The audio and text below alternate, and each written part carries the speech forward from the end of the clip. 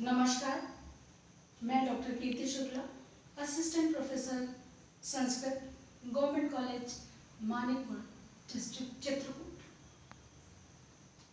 आज मैं आपको समास के विषय में बताऊंगी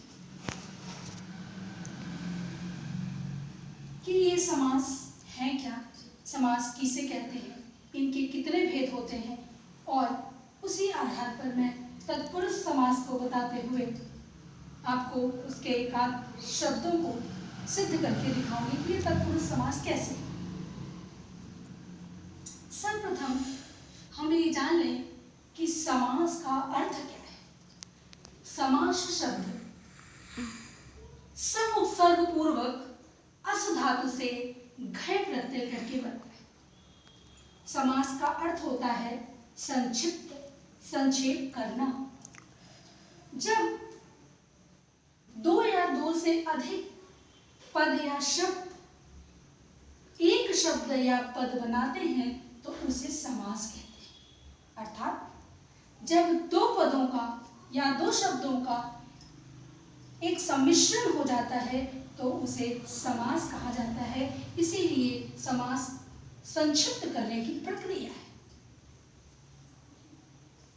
इस संक्षिप्त करने की प्रक्रिया में समास वही होता है जहां दोनों पद सार्थक हो। निरर्थक होने पर समास नहीं बनता। अर्थात यह समास सार्थक अर्थों का ही बोध कराते हैं। इस प्रकार संक्षेपीकरण की प्रक्रिया में सार्थक शब्द जो एक पद बनाते हैं उसे समास कहा जाता है। समास के प्रकार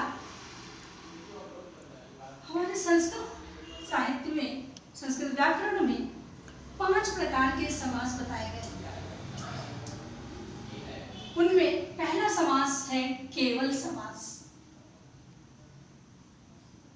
दूसरा समास है अव्ययी भाव समास, तीसरा समास तत्पुरुष समास कहलाता है, चौथे समास को बहुव्रीहि समास और पांचवें समास को द्वंद्व समास कहते हैं।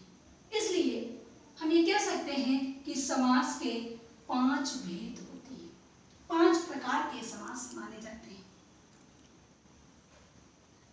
इस तत्पुरुष समास के 2 भेद कर दिए जाते हैं, जिसे हम अब तक जानते थे कि कर्मधारय और द्विगु अलग अलग समास है। ऐसा नहीं है, बल्कि ये समास कर्मधारय समास और द्विगु समास ये तत्पुरुष के ही भेद होते हैं। इस प्रकार कुल समासों की संख्या 5 होती है। अब हम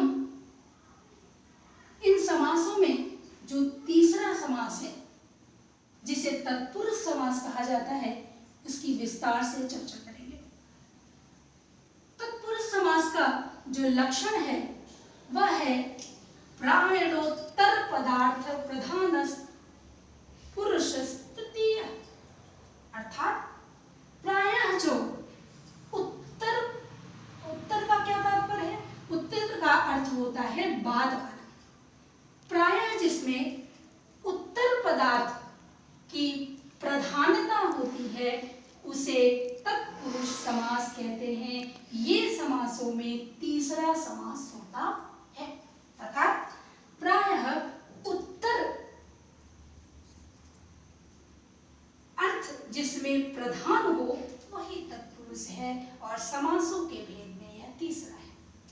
इस प्रकार इसका स्पष्ट करें तो हम देखते हैं कि तृतीय जो समास का प्रकार है वो तत्पुरुष समास है, और तत्पुरुष समास में उत्तर पद की ही प्रधानता होती है। उत्तर का अर्थ होता है बाद वाले, अर्थात दूसरे पद की ही प्रधानता होती है।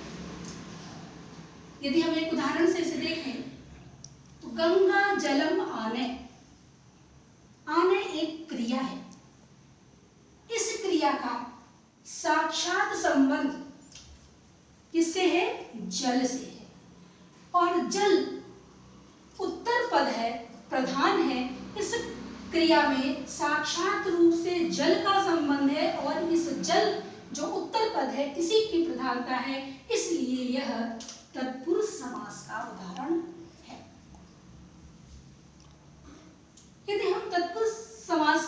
विषय में जाने तो तत्पुरुष समास भी दो प्रकार के होते हैं। पहला व्यधिकरण तत्पुरुष और दूसरा समानाधिकरण तत्पुरुष। तत्पुरुष के इन भेदों में व्यधिकरण तत्पुरुष कहाँ होता है और समानाधिकरण तत्पुरुष किसे कहते हैं, इसके लिए हम देखें तो सर्वप्रथम यदि हम व्यधिकरण तत्पुरुष की चर्चा करें तो जहां दोनों पदों में भिन्न भिन्न विभक्तियां हों वह व्यधिकरण तत्पुरुष कहलाता है। अर्थात दोनों पदों की विभक्तियां भिन्न भिन्न हो, इसलिए व्यधिकरण तत्पुरुष के 6 भेद बताए गए हैं। पहली द्वितीय तत्पुरुष, तृतीय तत्पुरुष, तीसरी चतुर्थी तत्पुरुष, चौथी पंचमी तत्पुरुष, पांचवी षष्ठी तत्पुरुष और छठवीं सप्तमी तत्पुरुष। अर्थात इसके जो 6 भेद हैं उनमें द्वितीय, तृतीय, चतुर्थी, पंचमी, षष्ठी और सप्तमी, यहाँ तक के अलग अलग एक एक पदों की विभक्तियां भिन्न भिन्न है। अर्थात यदि पहले पद में द्वितीय विभक्ति है तो दूसरे पद में प्रथमा है, या पहले में तृतीया है दूसरे में प्रथमा है। इस प्रकार दोनों पदों की विभक्तियां भिन्न भिन्न होने के कारण ये व्यधिकरण तत्पुरुष समास कहलाता है। इसी प्रकार इसी क्रम में यदि हम समानाधिकरण तत्पुरुष को देखें तो समानाधिकरण तत्पुरुष के 2 भेद होते हैं। पहला कर्मधारय समास और दूसरा द्विगु समास। आगे यदि हम तत्पुरुष समास के उपभेद पर दृष्टिपात करें तो हम देखते हैं कि तत्पुरुष समास के भी कई उपभेद बताए गए हैं, जिनमें 3 मैं आपको बताती हूं। नए तत्पुरुष, नए का अर्थ होता है नहीं। इसका यदि उदाहरण देखें तो अब्राह्मण, जो ब्राह्मण नहीं है, यह नए तत्पुरुष का उदाहरण हो गया। प्रादि, जिसमें उपसर्ग लगे हों, प्रपदादि उपसर्ग लगे हों, जैसे कुपुरुष, यहाँ कु सर्ग लगा है, इसलिए यह प्रादि तत्पुरुष। और उपपद तत्पुरुष जैसे कुंभकार, कुंभम करोति तो कुंभकार। इस प्रकार हम लोगों ने ये जाना कि समास के 5 भेद हैं, जिनमें जो तत्पुरुष समास है उसके भी 2 भेद हैं, व्यधिकरण और समानाधिकरण। व्यधिकरण के 6 भेद हैं और समानाधिकरण के 2 भेद हैं, जिनमें कर्मधारय और द्विगु कहा जाता है। साथ ही तत्पुरुष के उपभेद भी 3 हैं, नए तत्पुरुष, प्रादि तत्पुरुष और उपपद तत्पुरुष। ये तो चर्चा हो गई समास की। अब हम इस तत्पुरुष समास के व्यधिकरण समास के अंतर्गत आने वाले द्वितीय तत्पुरुष समास में प्रश्नाश्रितः इस पद की व्याख्या करेंगे कि यह पद द्वितीय तत्पुरुष का कैसे है, और इस शब्द को हम सिद्ध करेंगे सूत्रों के माध्यम से। यह कृष्णश्रितः शब्द सर्वप्रथम हम समास बनाने के लिए तत्पुरुष सूत्र से तत्पुरुष समास संज्ञा करते हैं। तत्पश्चात द्वितीयांत में उल्लिखित कृष्णम का शुद्ध सुबंत के साथ समास किया जाता है। दोनों पद सार्थक है, दोनों पदों का आपस में समास करते हैं। अर्थात द्वितीयांत में उल्लिखित कृष्ण का और प्रथमांत सुबंत जो श्रित है इसका समास करते हैं। सूत्र है द्वितीयाश्रित अतीत पतित गत आतिस्त प्राप्त अपन्नई है।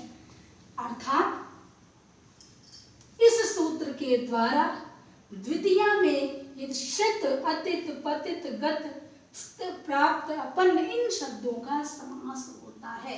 यहाँ हम आप देखते हैं कि यहाँ कृष्ण शब्द का श्रुत के साथ समास है। द्वितीय विभक्ति में इसका सर्वप्रथम हम लौकिक विग्रह और अलौकिक विग्रह करते हैं।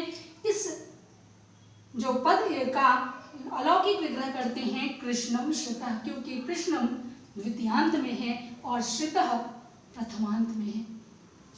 इसमें अलौकिक विग्रह में हम इनके निशान लगाते हैं, इनके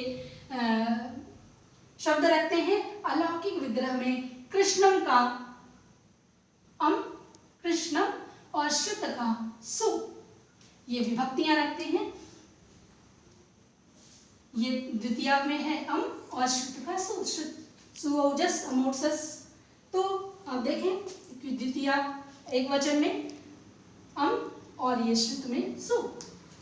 द्वितीयांत पद जो कृष्ण है, इसका प्रथमा निर्दिष्टम समास उपसर्जनम, प्रथमा निर्दिष्टम उपसर्जन पूर्वम सूत्र से उपसर्जन संज्ञा होती है, और उपसर्जन पूर्वम से पूर्व में निपात होकर कृष्ण को अम श्रित सु ऐसा हम लिख देते हैं। इसके पश्चात एक कृष्ण के अम और श्रित के सु को लोप करने की प्रक्रिया आती है, जिसमें हम सुपो धातु प्रातिपदिकयो इस सूत्र से सुप का लोप करते हैं, अर्थात अम और सु का लोप करके कृष्ण श्रित शब्द बनता है। पुनः ज्ञाप प्रतिपादिका सूत्र से सु की प्राप्ति करते हैं। कृष्ण श्रुत और सु, सु के जो ये उ है, इसकी उकार की उपदेशे अजनुनासिक इत सूत्र से, ध्यान से सुनिए, उपदेशे अजनुनासिक इत, इस सूत्र से इत संज्ञा और तस्य लोप से लोप करके शब्द बनाते हैं कृष्ण श्रुत और स, क्योंकि स के उ की लोप हो गया, केवल बचा स। तत्पश्चात स सजसो रुह सूत्र से स को रू आदेश हुआ, और रू के उ की भी फिर उपदेश से अजनुनासिक इत से इत संज्ञा और तस्य लोप से लोप होकर केवल शेष बचता है क्या? रू के उ की लोप और केवल बचता है र।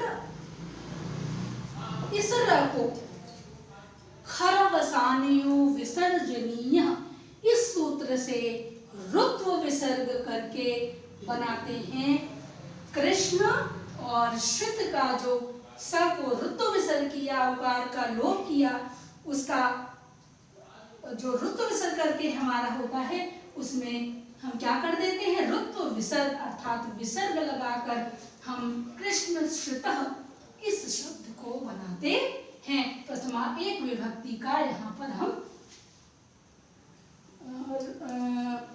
प्रत्यय रख देते हैं, और प्रथमा एक कृष्ण श्रितः शब्द यहाँ पर सु की प्राप्ति के लिए दर्शित हो जाता है। सु को रुत्व विसर्ग करके कृष्ण श्रितः शब्द की सिद्धि हो जाती है। इस प्रकार समास के भेदों और उपभेदों को जानने के बाद हमने द्वितीय तत्पुरुष समास के व्यधिकरण समास के अंतर्गत आने वाले द्वितीय तत्पुरुष समास में कृष्ण श्रितः शब्द की सिद्धि की। धन्यवाद।